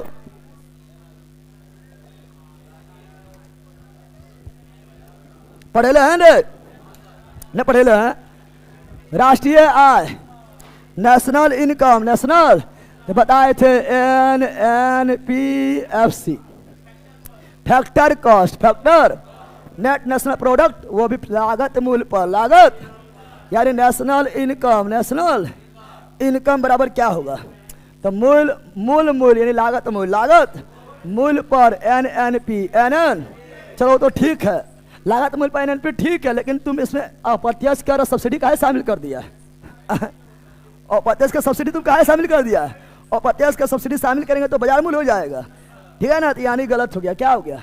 तो यानी अब यहाँ बाजार मूल्य पर NNP, बाजार मूल्य पर राष्ट्रीय आय नहीं होता है। अगर बाजार मूल्य को बताए थे, बाजार मूल्य को अगर लागत मूल्य में बदलना है, लागत मूल्य बदलना है तो अप्रत्यक्ष कर घटाना पड़ेगा, घटल है ना, घटल है, अप्रत्यक्ष कर घटाना पड़ेगा। कल ही पढ़ाए थे और परसों से पढ़ाएंगे, कल और पढ़ाएंगे तो पूरा क्लियर हो जाएगा, टेंशन नहीं लेना है। और सब्सिडी जो है अपने आप माइनस प्लस अपने आप जुड़ जाएगा, ना जुड़ जाएगा, यानी हो जाएगा option number B, option number B is right, B's right. चलो आगे बढ़ते, जल्दी बताओ। लो आज पूरा इकोनॉमिक्स का चैप्टर साफ करेंगे। आप लोग को आज जो है 3000 प्लस लाइव करना है, अभी आप लोग 2800 प्लस हैं, जल्दी करो। मुद्रा एवं बैंकिंग, मुद्रा एवं बैंकिंग, मुद्रा एवं बैंकिंग तैयार है? Are you ready? चलो एक बार लाइक भी कर देना ऑनलाइन वालों। चलो नया जल्दी बताओ, जल्दी बोलो, जल्दी बोलो ऑनलाइन वालों। मुद्रा स्वयं मुद्रा का निर्माण करती है, मुद्रा स्वयं मुद्रा का निर्माण करती है। यह परिभाषा किसने दिया है? क्राउथर। कौन दिया है? क्राउथर। कौन दिया है? क्राउथर। कौन दिया है? क्राउथर। कौन दिया है?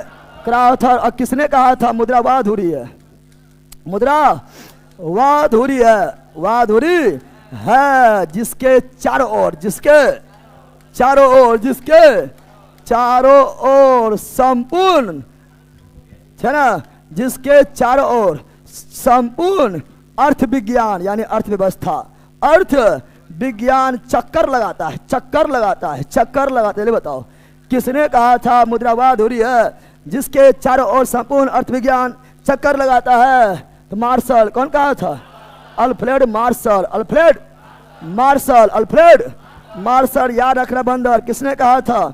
मुद्रा वह है जो मुद्रा कार्य करता है। लो मुद्रा वह है, मुद्रा वह है, मुद्रा वह है जो मुद्रा का कार्य करता है, कार्य।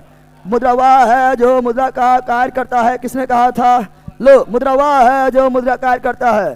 तो ये कहा था, है ना, विलियम हरदरे, विलियम हरदरे, विलियम हरदरे, विलियम हरदरे। समय आ गया रे। मुद्रा वह है जो मुद्रा काम करता है। डिजिटल बोर्ड वह है जो डिजिटल बोर्ड के काम करता है। लोहा वह है जो लोहा काम करता है। बैला वह है जो बैला काम करता है। हम भी परिभाषा दे देंगे, नहीं दे देंगे? तो option number B, option number B is right, बीज राइट। चलो आगे बढ़ते हैं। अगला ये रहा, जल्दी बोलो, जल्दी बोलो लाइन वालों, जल्दी बोलो। सर मैं आपका बेच लिया हूँ और पढ़ता हूँ, लेकिन सर मेरा करल बनाने से सर किस चीज़ की तैयारी करें? बिहार SSC की तैयारी करो, ठीक है ना, जिसमें आपको कलर बनाने से वगैरह नहीं खोजेगा, ठीक है ना। रेलवे वगैरह से दूर रहना है, रेलवे वगैरह में कलर बनाने से बहुत ज़्यादा दिक्कत कर देता है, ठीक है ना। बिहार पुलिस वगैरह में चल जाता है, थोड़ा मोड़ा जो है चलता है, ज़्यादा नहीं चलेगा।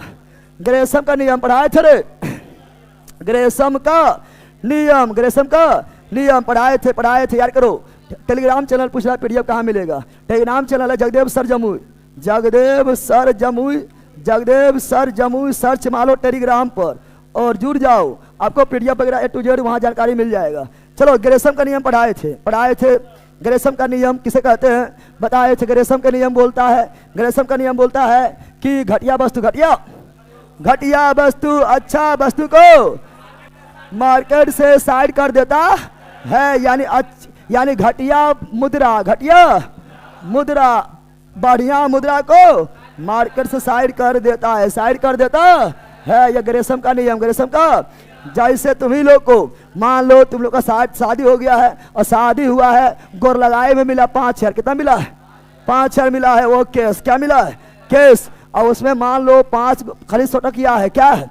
सटकिया है और 5 को सटकिया गंदा है, थोड़ा फटल है, गंदा और थोड़ा फटल है। तो जब आपको देना होगा और तब आप क्या करेंगे, 5 या नोट है लेकिन आप 5 को चुन के निकालेंगे कि पहले यही 5 देव, पहले यही 5 देव, चूंकि ये गंदा है क्या है, जबकि उसका वैल्यू भी 100 है और जो नयका एकदम खर खर कर रहा है उसका वैल्यू भी 100 है। लेकिन तुम जो है वही 5 नोट चुन के निकालेगा और पहले वही नोट जो है तुम देगा गोल धोआई में, क्या देगा, न देगा रे।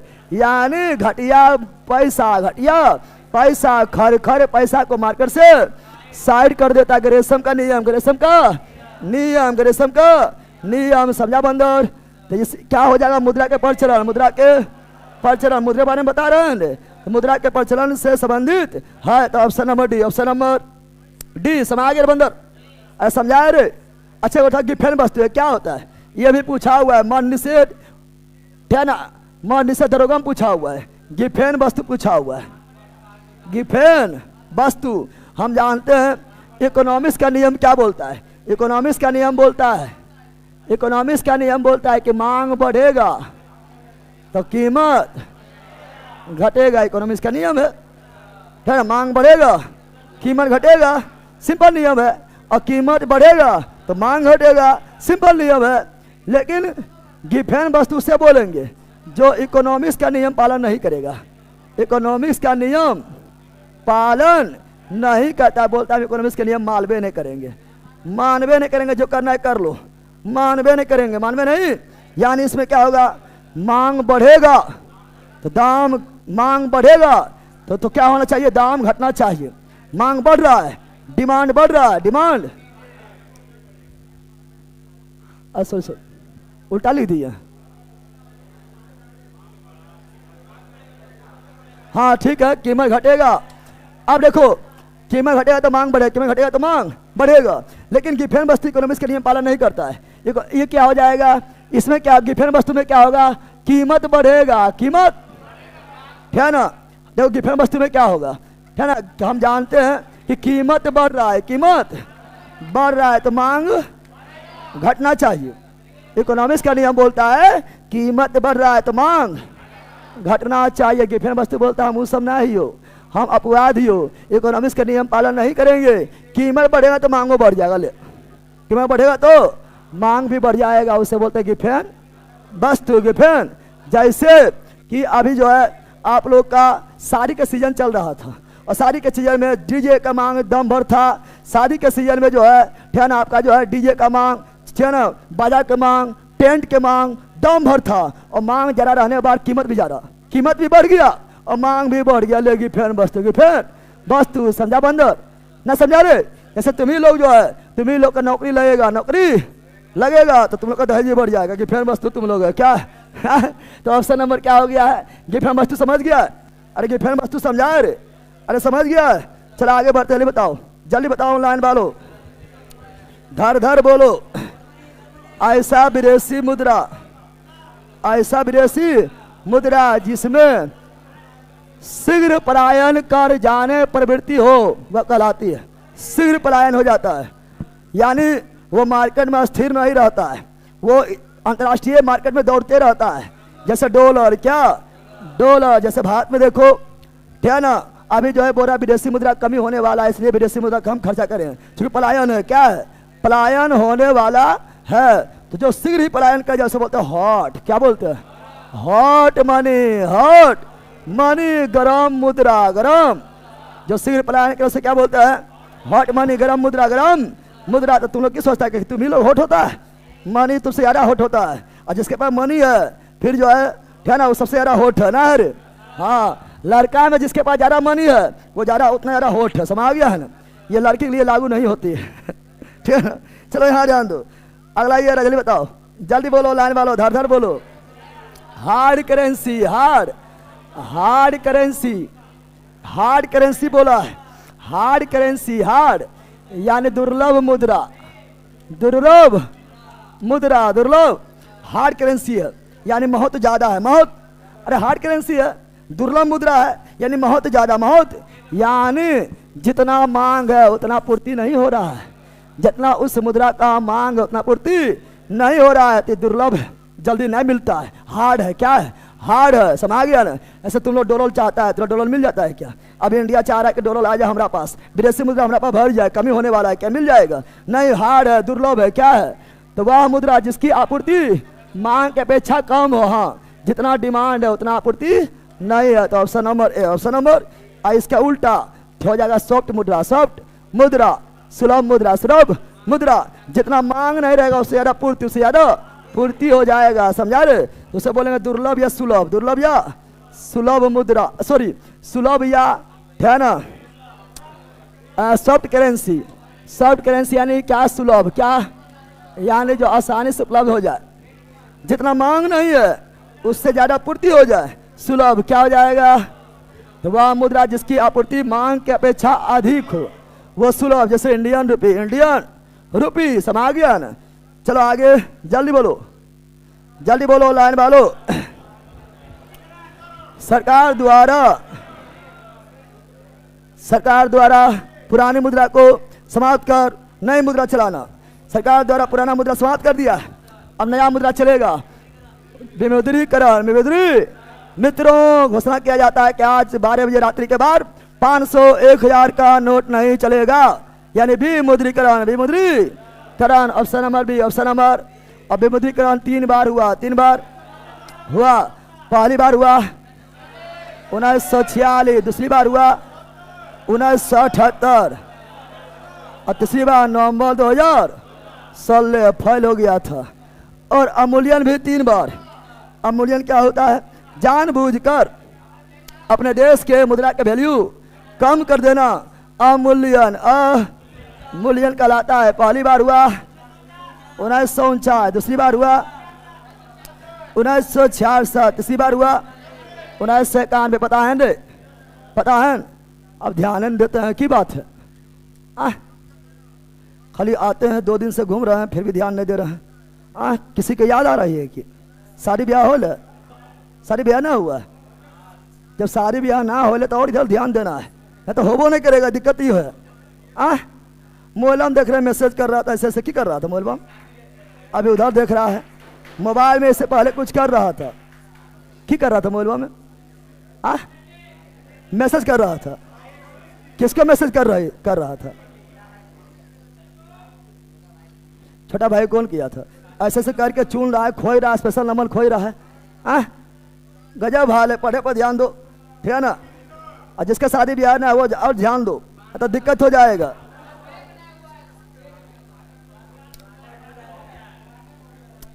चलो यहां ध्यान दो, option number B. Option number B is right, बीज राइट। जल्दी बोलो लाइन वालों, धर बोलो। निम्नलिखित में वह वर्ग कौन है जिसको मुद्रास्फीति के कारण, मुद्रास्फीति यानी इन्फ्लेशन अर्थात महंगाई के कारण, महंगाई के सबसे अधिक हानि होता है। हानि, तो महंगाई के कारण सबसे ज्यादा हानि किसको होगा? अब देनदार लेनदार, अब सुनो, ऋणदाता कर्जदाता बोलता है तो तुम लोग अच्छी तरह समझ जाता है, और लेनदार देनदार में तुम लोग फंस जाता है, सुनो, जब मुद्रास्फीति, सुनो यहाँ पर, मुद्रास्फीति जब होता है, इन्फ्लेशन जब होता है, यानी महंगाई जब होता है, बढ़ता है, तब लाभ किसको होगा और हानि किसको होगा? लाभ प्रॉफिट और हानि लॉस, हानि लॉस किसको होता है? सुनो, देखो, मान लो जब तुम अपने किसी भी दोस्त को, साथी को 1000 रुपया दिया था, उधार दिया था, 2020 में दिया था, ठीक है ना? और अभी 2026 आ गया है, अब जाकर वो 1000 रुपया वापस कर रहा है, यानी महंगाई बढ़ गया, यानी हानि किसको हुआ? क्या लेने वाले को? क्या ऋणदाता को? ऋणदाता का हानि ना हुआ, ऋणदाता देने वाले का हानि ना हुआ। क्या ऋणी को हानि हुआ? कर्जदाता का हानि हुआ? कर्जदाता तो 2020 में लिया था और ऋणदाता 2020 में दिया था, लेकिन अभी उसको 1000 मिल रहा है, तो ऋणदाता का हानि हो गया क्योंकि महंगाई बढ़ गया, महंगाई यानी उस समय 1000 रुपया में गैस सिलेंडर लेके और गैस भी बच जाता था, पैसा भी बच जाता था। गैस वो ले लिए, पैसा वो बच गया, और अब 1000 रुपये ले जाएगा, गैस वो देगा, पैसा खत्म हो जाएगा। ठीक है ना, यानी जो उधार दिया था उसको हानि क्या हो गया, यानी क्या लाभ किसको होगा, हानि किसको होगा। तो जब मुद्रास्फीति आता है तो हानि होता है किसको पता, कर्जदाता, कर्ज देने वाला, कर्जदाता को हानि होता है। कर्जदाता अगर मान लो को कर्ज दिया है तो वो सूद खाएगा, ब्याज लेगा, यानी इसी को लेनदार क्या बोलते हैं। आप लोग लेनदार मतलब क्या समझते हैं, लेनदार मतलब समझ जाते हैं कि ऋण लेने वाला, ठीक है ना, ऋण या लेने वाला नहीं, लेनदार मतलब ऋण, ब्याज लेने वाला, सूदखोर, सूद लेने वाला, समझा बंदर। और जो उधार लेगा वो ऋणदाता, यानी ऋणदाता तुमको ब्याज देगा तो देनदार, ब्याज देने वाला। अगर ये समझ गए तो गलती कभी नहीं होगा।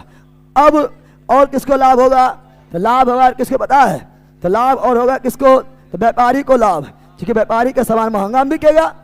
किसान को लाभ, किसान का सामान महंगा में बिकेगा, अरे ना बिकेगा रे, ठीक है ना। हानि किसको होगा, उपभोक्ता, किसको होगा, जो खाने वाला है, खाली खाता है, खरीदता है, खाता है, तो उसको सब सामान महंगा मिलेगा, हानि क्या होगा। और जिसका वेतन फिक्स है, उसका वेतन में फिक्स है, अब महंगाई बढ़ गया तो उसको हानि हो जाएगा, समझा बंदर, अरे समझ गया। अब इसके अनुसार बताओ, निम्नलिखित में से वह वर्ग कौन है जिसको महंगाई के कारण सबसे अधिक हानि होता है, क्या देनदार को, देनदार मतलब ऋणदाता, लाभ हो गया है, और ऋणदार मतलब कर्जदाता, हानि हो गया है, तो इसको होगा हानि, इसी को होगा हानि, तो इसका हानि हो गया। तो ऑप्शन नंबर इसका मतलब लेनदार को लाभ हुआ, व्यापारी वर्ग को लाभ हुआ, वास्तविक परिसंपत्तियों के धारक को उसको भी क्या होगा, लाभ क्या होगा। तो इसका ऑप्शन नंबर ये समझा है, ये बहुत इंपॉर्टेंट टॉपिक है जो समझाया है, यहाँ पर लोग फंसता है और इंपॉर्टेंट सवाल जो है पूछता है। चलो नहीं जल्दी बता,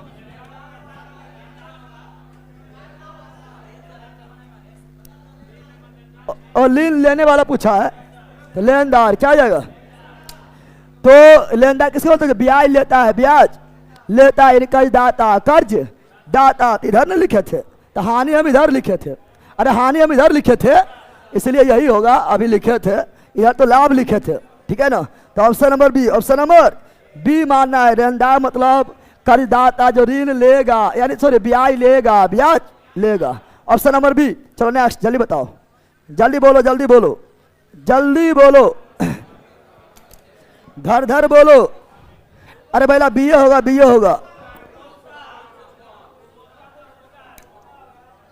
हम कंफ्यूज नहीं, हम समझा दिए, गलती से ए मार दिए हैं, ठीक है ना, समझा दिए हैं कैसे उसको हानि होगा।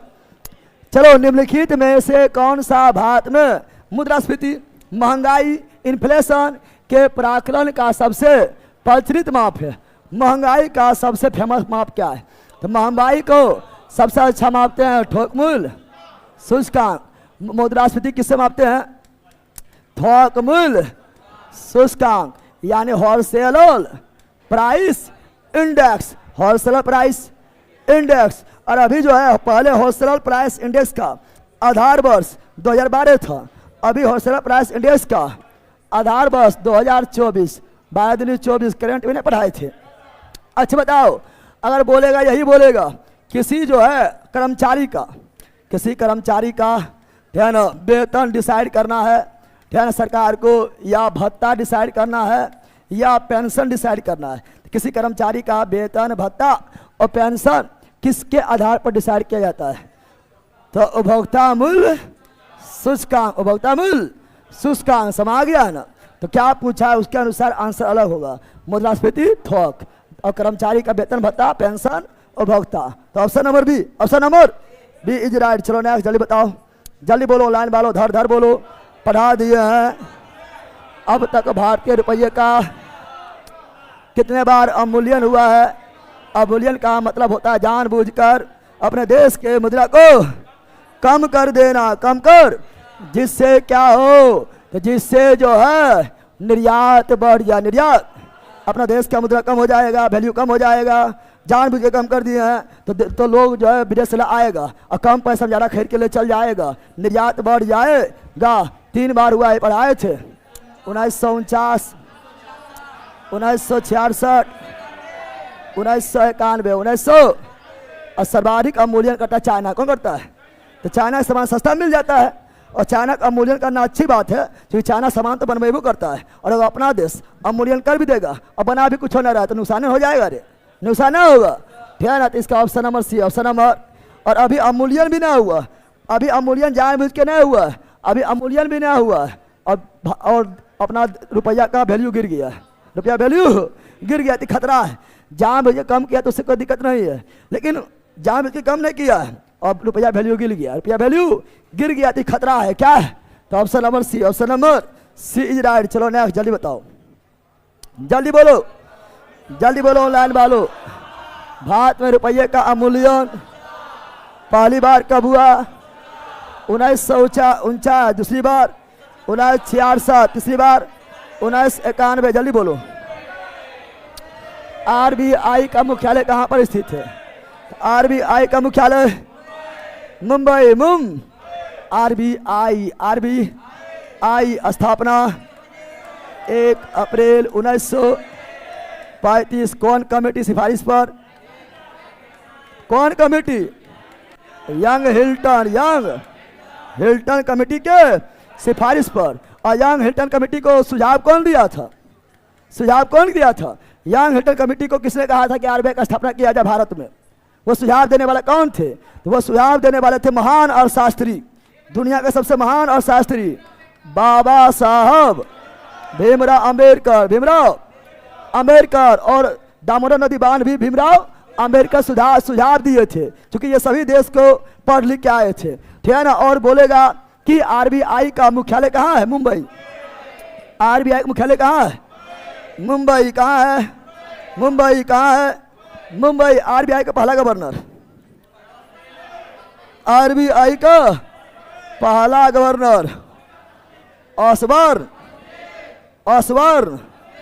Smith Osborne. आरबीआई का पहला भारतीय गवर्नर सीडी देशमुख सीडी। अरे वर्तमान गवर्नर संजय मल्होत्रा। आरबीआई में एक मुख्य गवर्नर और 4 अन्य गवर्नर होता है, पता है ना।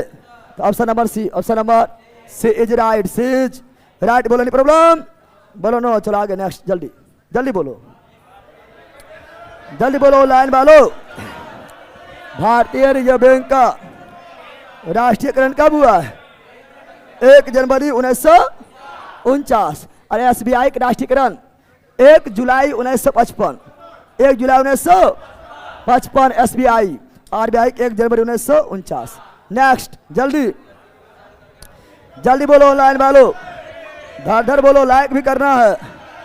भारत में सिक्का जारी करना, सिक्का बोलेगा, सिक्का चले जब मेरे नाम का यानी वित्त मंत्रालय के नाम का नोट बोलेगा तो आरबीआई। 1 रुपया से अधिक नोट बोलेगा आरबीआई, और 1 रुपया के नोट, 1 रुपया और सिक्का वित्त मंत्रालय, और सिग्नेचर वित्त सचिव। तो option number C, option number 1 रुपया से अधिक नोट बोलेगा तो आरबीआई, ठीक है ना। तो option number C, option number C right. जल्दी बोलो, धर बोलना है, धर। भारतीय करेंसी नोट पर पिछले भाग पर कितनी भाषाएं मुद्रित है? 17 है ऑप्शन में। भारतीय करेंसी नोट के पिछले भाग पर, बैला यहाँ पिछले लिख दिया है, तो पीछे में वो ढांचा वैसे देखना, पीछे में वो ढांचा ऐसे होता है और उसमें जो है 15 होता है, कितना होता है? और मुख्य भाग पर 2 गो ढांचा, पीछे नहीं मुख्य भाग पर 2 गो अंग्रेजी और हिंदी अंग्रेजी और तो सब मिला 17, सब मिला के। लेकिन यहाँ कुल्हे नहीं बोला है, यहाँ पिछले भाग पर जो ढांचा बना है उस पर 15, कितना 15। और हम जानते हैं भारतीय मुद्रा का ये डिजाइन कौन दिया था? डॉक्टर उदय कुमार, पता है ना? कहाँ के छात्र थे? IIT मुंबई के छात्र थे। कब दिए थे? 2010 में, पता है ना? हाँ, पांडाई देखो जोश में है रे, पढ़ल है। चल आगे बढ़े।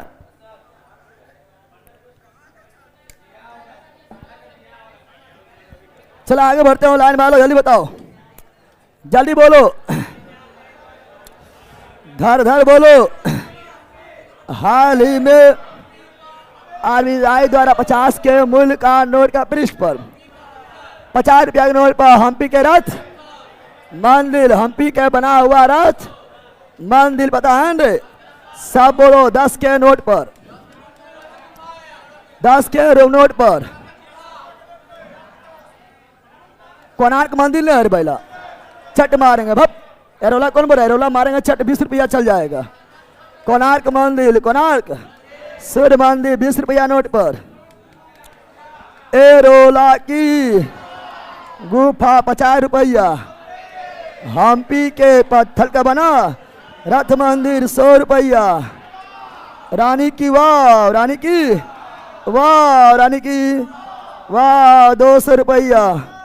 सांची का स्तूप, सांची का स्तूप, सांची का अरे 500 रुपया। लाल किला 2000 बंद, 2000 पर। मंगलयान था, मंगल ऑप्शन नंबर बी, याद ना है? अरे याद है रे? हाँ जल्दी, नेक्स्ट जल्दी बोलो, बहुत क्वेश्चन है। जल्दी बोलो। राष्ट्रीयकरण से पहले भारतीय स्टेट बैंक का क्या नाम था? राष्ट्रीयकरण से पहले भारतीय स्टेट बैंक का इंपीरियल बैंक ऑफ इंडिया, जिसकी स्थापना 1921 में, 1921 में 3 बैंक मिलकर कौन कौन? पहला बैंक ऑफ कोलकाता, दूसरा बैंक ऑफ बम्बई, तीसरा बैंक ऑफ मद्रास। ये तीनों बैंक मिलकर इंपीरियल बैंक ऑफ इंडिया का स्थापना 1921। बैंक ऑफ कोलकाता का स्थापना 1804। 1800 बैंक ऑफ बम्बई का स्थापना 1840। और बैंक ऑफ मद्रास का स्थापना 1843। ये तीनों मिल गया 1921। अब बनाया इंपीरियल बैंक ऑफ इंडिया। और फिर इसका राष्ट्रीयकरण हुआ 1 जुलाई 1955। 1955 ये बन गया SBI, समझा बंदर? समझ गया है? बोलो नहीं प्रॉब्लम? बोलो नो, आगे बढ़े, बोलो यस। चलो नेक्स्ट, जल्दी बोलो। इंपीरियल बैंक का स्थापना 1921। 1900 कोई बोलता है रे? चलो नेक्स्ट आगे बढ़ते हैं। भारतीय स्टेट बैंक का स्थापना 1955 को बोलते हैं रे? भूमि विकास बैंक का क्या कार्य है? भूमि विकास बैंक का कार्य है, भूमि विकास बैंक दीर्घकालीन भूमि विकास बैंक। अच्छा भूमि मतलब क्या हुआ? कृषक। क्या हुआ? कृषक, यानी कृषि करेगा तो ना भूमि पर कृषि ना होगा। हाँ, कृषक का अल्पकालिक नहीं बल्कि दीर्घकालिक ऋण प्रदान करता है भूमि विकास बैंक। जल्दी बोलो। नाबार्ड का स्थापना कब हुआ? तो मित्रों नाबार्ड का स्थापना हुआ 12 जुलाई 1982। मुख्यालय नाबार्ड का मुख्यालय मुंबई। क्या पागल है? मुंबई। ये लोग उठाइए, मैं कोलबा नामा पढ़ के उठाइए। लेल कही का शर्म ना हो रे, आज जिंदगी भर ऐसी नहीं रह जीगी। तो मुख्यालय मुंबई, मुख्यालय मुंबई, मुख्यालय मुंबई, मुख्यालय मुंबई। और नाबार्ड का स्थापना कौन समिति, कौन समिति? तो शिवरमन समिति के सिफारिश पर, सिफारिश पर 12 जुलाई 1982 नाबार्ड क्या, नाबार्ड क्या, national bank for agriculture and rural development, development, national bank for agriculture and rural development. अर्थात या अर्थात यह है ना एग्रीकल्चर यानी कृषि और ग्रामीण क्षेत्र में ऋण प्रदान करता है। तो option number C, option number. अच्छा बोलेगा सेबी, क्या बोलेगा? Stock exchange bank of India, bank of India का स्थापना 1988, मान्यता 1992 के अधिनियम के द्वारा कौन समिति? तो यहाँ पर नरसिम्हन, सेबी बोलेगा नरसिम्हन समिति, नाबार्ड बोलेगा शिवरमन समिति, और इसका भी मुख्यालय मुंबई। और ये शेयर बाजार को कंट्रोल करता है सेबी। कौन? चलो नया जल्दी बोलो, जल्दी ऑनलाइन वालों 3000 बोले लाइव करने ने किया है, शेयर करो जल्दी और लाइक करो जल्दी। राष्ट्रीय कृषि एवं ग्रामीण विकास, वही नाबार्ड, नाबार्ड कौन समिति? शिवरमन समिति, फिरवानी समिति, national stock exchange, national stock exchange का स्थापना 1992 कौन समिति? फिरवानी समिति के सिफारिश पर किया गया था। लोक लेखा समिति का स्थापना 1921 और लोक लेखा समिति में कुल 22 मेंबर, 22 मेंबर, 15 लोकसभा और 7 राज्यसभा। नरसिम्हन समिति से भी पढ़ाए थे ना, नहीं पढ़ाए थे, पढ़ाए थे। चलो नेक्स्ट जल्दी जल्दी बोलो, धर धर बोलो, धर धर बोलो लाइन वालो। राष्ट्रीय कृषि, राष्ट्रीय कृषि एवं ग्रामीण विकास बैंक का स्थापना वही NABARD, national bank for agriculture and rural development, ठीक है ना, agriculture and rural development, NABARD, NABARD वही नाबार्ड, वही नाबार्ड। 12 जुलाई 1982 5 ही पढ़ाए थे, 1974 से 1978, 5वीं 5 वर्ष नहीं 4 बार, 74 से 78, 74 से 78। फिर लोलिंग प्लान आ गया था, अनवरत योजना आ गया, लोलिंग प्लान आ गया 2 वर्ष, 2 1978 से 80। फिर आया छठी, क्या आया 1980 से 85, फिर 7वीं 85 से 1990, फिर 2 वर्ष गैप, 2 वर्ष गैप, 2 वर्ष गैप रहा। फिर 8वीं 1992 से 97, 9वीं अब लगातार है 97 से 2002, 10वीं 2002 से 2007, फिर 11वीं 2007 से 2012, 12वीं 2012 से 2017 पढ़ाए थे। तो 1982 किस में आएगा? 1982 आएगा इसके अंदर, ऑप्शन नंबर सी ना आएगा रे, अरे आएगा, हाँ अपना टाइम आएगा। चलो जल्दी पढ़ो, टाइम आ जाए 14 जून 17 जून को। भारतीय लघु उद्योग विकास बैंक यानी सिडबी, सिडबी क्या इसको बोलते हैं? सिडबी क्या बोलते हैं? Small industrial development bank of India, स्थापना 1990, मुख्यालय लखनऊ, लखनऊ। क्या हो जाएगा?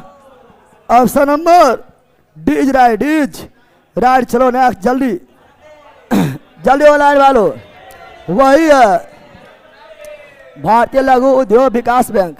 सिडबी स्थापना 1990। मुखराई लखनऊ अप्रैल 1990। Any problem? बोलो नो जल्दी जल्दी। लाला लाजपत राय निलिखित में किस बैंक का? लाला लाजपत राय निलिखित किस बैंक का स्थापना? पंजाब नेशनल। भारत का पहला बैंक, भारत का पहला बैंक, भारत का पहला bank, bank of Hindustan, bank of Hindustan, bank of Hindustan, bank of Hindustan. कब? 1770। लेकिन ये अंग्रेज तरफ से, ये इसमें भारतीयों को योगदान नहीं था। लेकिन पहली बार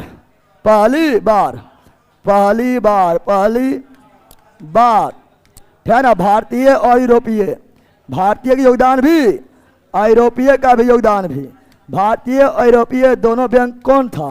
तो Awadh commercial bank, Awadh commercial bank और पहला स्वदेशी बैंक, यानी पूर्ण रूप से भारतीय बैंक, पहला पूर्ण रूप से भारतीय बैंक, पहला पूर्ण रूपेण भारतीय बैंक। भारतीय बैंक कौन है? Punjab national bank, Punjab national. स्थापना लाला लाजपत राय। स्थापना कब हुआ? 1894। Option number D, option number D. चलो नेक्स्ट, जल्दी जल्दी। 1969 में कितना बैंक का राष्ट्रीयकरण? 14। कौन किए थे? इंदिरा गांधी, इंदिरा गांधी। और फिर 1980 में 6 बैंक का राष्ट्रीयकरण कौन किया था? Indira Gandhi. Option number C. Next, जल्दी जल्दी ऑनलाइन वालों। निम्नलिखित में कौन भारतीय रिजर्व बैंक के पहले भारतीय गवर्नर? प्रधान सीडी देश में वर्तमान में संजय मल्होत्रा। जल्दी बोलो। बीमा नियामक एवं विकास प्राधिकरण, IRDA, insurance regulatory development authority, insurance regulatory development authority का मुख्यालय कहाँ है? नई दिल्ली। नहीं। और इसका स्थापना हुआ, IRDA का स्थापना हुआ 1999। बैला पढ़ाए थे, करंट अफेयर से पढ़ाए थे, मार के फाड़ देंगे।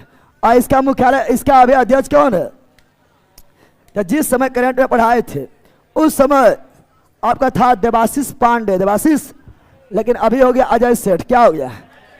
इसका अध्यक्ष हो गया अजय सेठ। तो option number A, option number A is right. जल्दी बोलो जल्दी ऑनलाइन वालों। धर RN मल्होत्रा, मल्होत्रा करेगा बीमा, मल्होत्रा करेगा, मल्होत्रा करेगा बीमा, मल्होत्रा करेगा बीमा, मल्होत्रा करेगा बीमा, मल्होत्रा करेगा बीमा, मल्होत्रा करेगा बीमा। समझा बंदर? हाँ जल्दी बोलो। भारतीय प्रतिभूति एवं विनिमय बोर्ड, वही से भी stock exchange board of India. स्थापना 1988। मान्यता 1992। किसका? उसका हैदराबाद। अच्छा रुक जाओ। सेबी का 1988। स्थापना 1988। मान्यता 1992। मान्यता 1992। समिति नरसिम्हन समिति कंट्रोल करता शेयर बाजार को, शेयर बाजार को। Option number A, option number A is right, is right.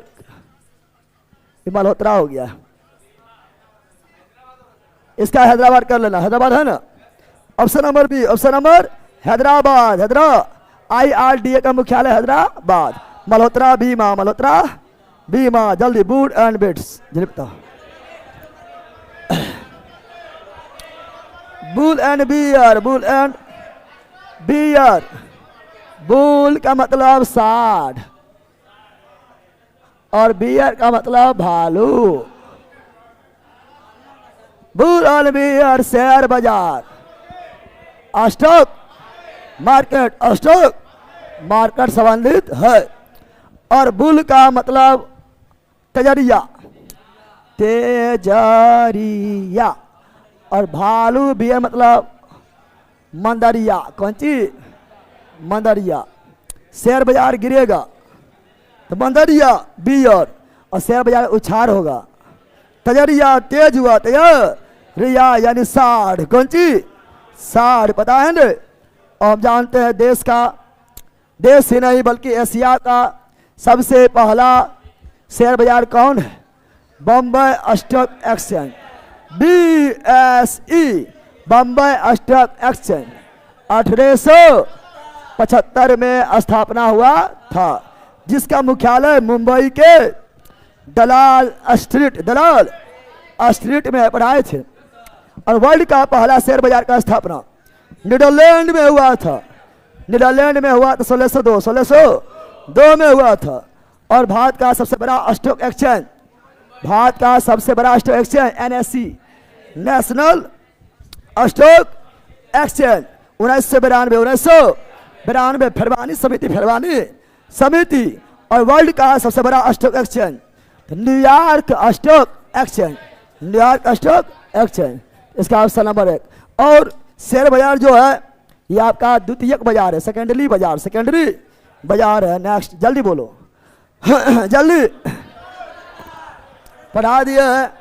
Bombay stock exchange का स्थापना 1875, ठीक है ना? एशिया का पहला मुख्यालय मुंबई के दलाल स्ट्रीट। इसका सूचकांक का नाम है सेंसेक्स। क्या है? सेंसेक्स क्या है? और नेशनल स्टॉक एक्सचेंज का स्थापना 1992, और उसका सूचकांक का नाम है, नेशनल स्टॉक एक्सचेंज सूचकांक का नाम है सेंसेक्स। क्या है? सेंसेक्स तो बॉम्बे स्टॉक एक्सचेंज का है, उसका नेशनल स्टॉक एक्सचेंज का नाम है, क्या बोलता है उसको? निफ्टी 50।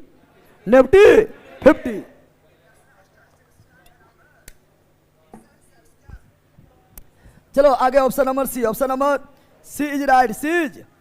चलो आगे बढ़ते, अगला ये जल्दी बोलो, जल्दी पढ़ा दिए। बम्बई स्टॉक एक्सचेंज का स्थापना 1991 में, बॉम्बे नहीं है, नेशनल स्टॉक एक्सचेंज का स्थापना 1991, संस्कृति 1992 पढ़ाए थे ने, खैरवानी ने पढ़ाए थे अभी। और नरसिम्हन समिति से भी क्या? वांछित समिति प्रत्यक्ष कर और रेखित समिति और प्रत्यक्ष कर पढ़े हैं ने। चलो जल्दी बोलो, जल्दी ऑनलाइन बोलो। भारतीय वही IRDA, भारतीय बीमा नियामक विकास प्राधिकरण IRDA, insurance regulatory development authority का स्थापना 1999, मुख्यालय हैदराबाद ने पढ़ाए थे। जल्दी बोलो। अब उद्योग क्या है? पूरा आइटम जो है चैप्टर बाय चैप्टर है, और ये पढ़ लेने से आपका जो है इकोनॉमिक्स पर जो है लगेगा ना। अब हम कुछ बनाएंगे, लग रहा था कुछ होने पढ़े कुछ पढ़ ले ही है हम, ठीक है ना? चलो जल्दी बताओ, जल्दी धर। अरे पिछुआ, पहला औद्योगिक क्रांति किस देश में? ग्रेट ब्रिटेन, इंग्लैंड यानी यूनाइटेड किंगडम,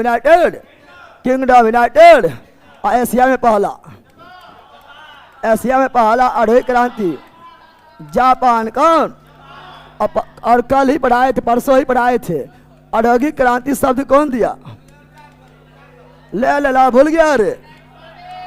लूसेंट स्पेशल में पढ़ाए थे। अर्नल्ड टोयनबी, लूसेंट स्पेशल में पढ़ाए थे, भूल गया। Option number D is right. चलो नेक्स्ट, जल्दी बोलो। भारत के प्रथम औद्योगिक नीति, तो भारत का पहला औद्योगिक नीति 6 अप्रैल 1948, और दूसरा औद्योगिक नीति 1956, और तीसरा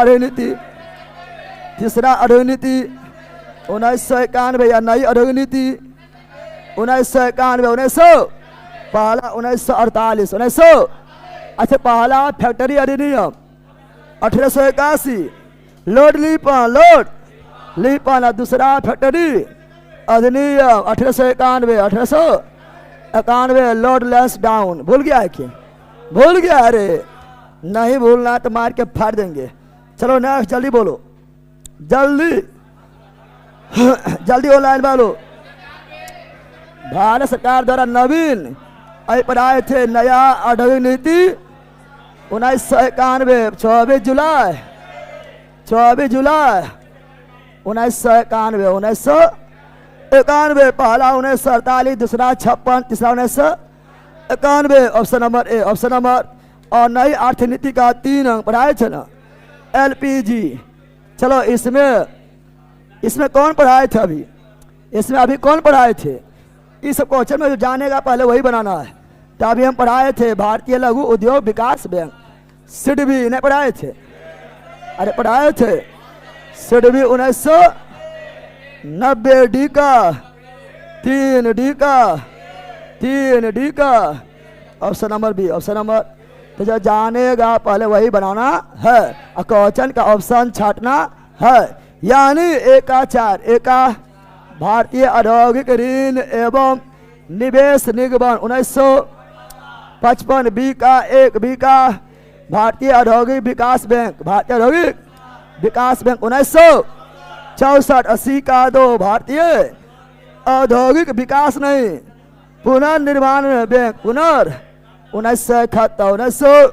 तो जो याद नहीं याद भी कर लेना है। चलो नेक्स्ट जल्दी बोलो, जल्दी ऑनलाइन बोलो। राहुल केला इस्पात संयंत्र का स्थापना हुआ था तो सब जानता है। सेकेंड पंचवर्षीय योजना के दौरान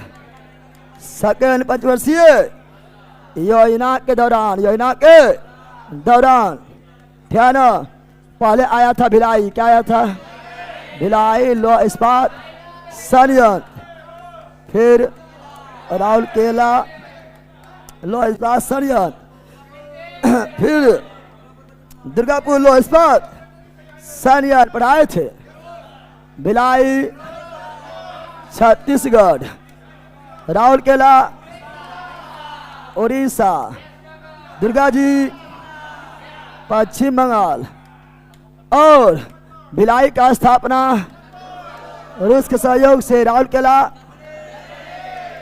जर्मनी के सहयोग से, और दुर्गापुर इंग्लैंड के सहयोग से, इंग्लैंड के।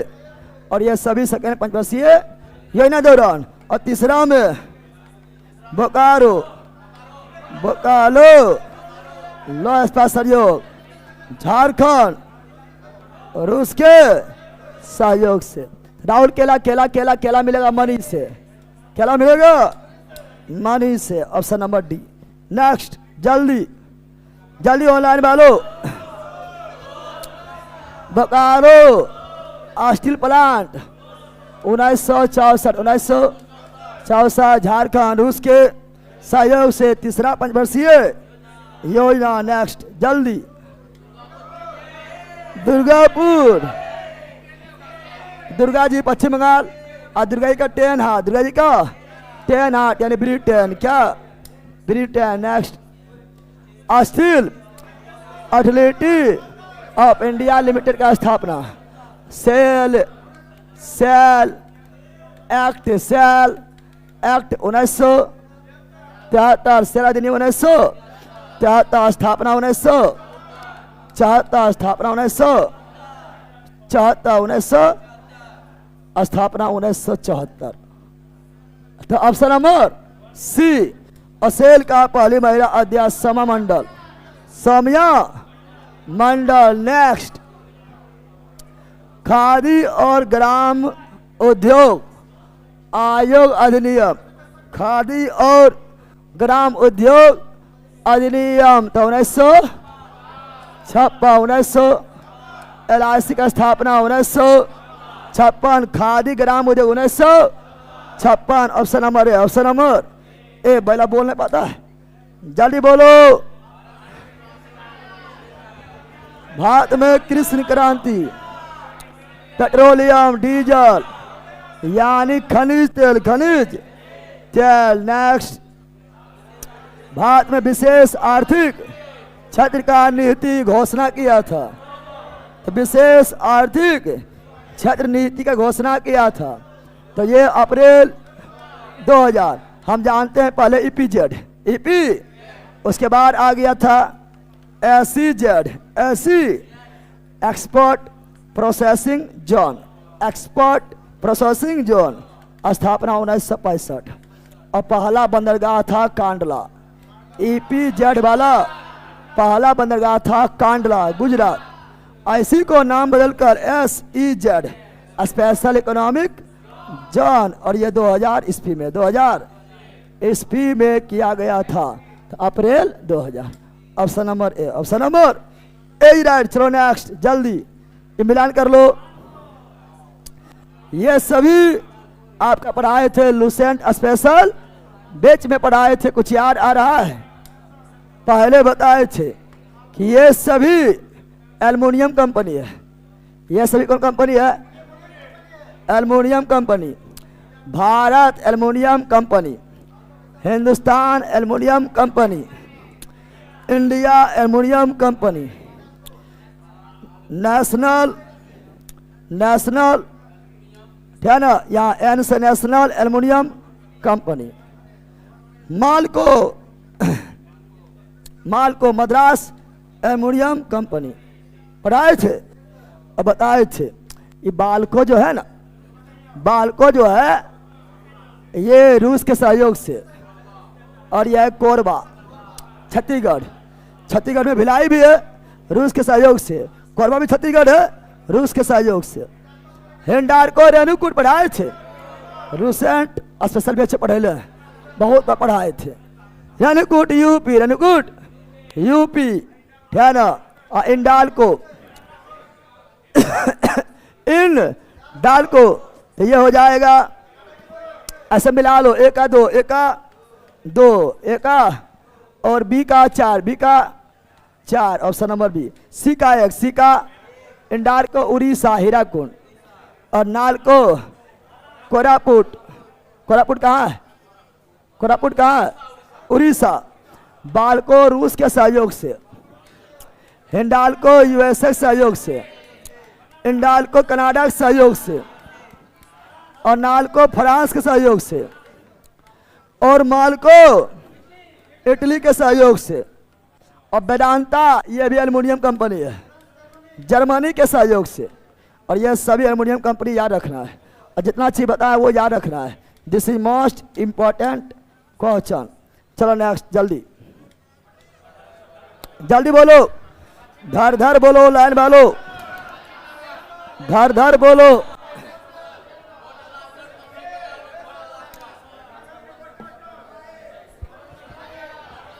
अठारह 18 में पहला सूती वस्त्र कारखाना निम्नलिखित कहाँ शुरू हुआ? तो हम जानते हैं भारत का पहला सूती कारखाना 1818 पश्चिम बंगाल के कोलकाता के fort ग्लास्टर, fort ग्लास्टर, fort ग्लास्टर। Option number ए असफल हो गया था। पहली बार सफलतापूर्वक सूती वस्त्र का स्थापना 1854 मुंबई में स्थापना किया काबस जी, नानाजी डाबर। और पहला जूट कारखाना 1855 कोलकाता के रिसला, कोलकाता के रिसला में सेठ हुकुम चंद। तो option number A, option number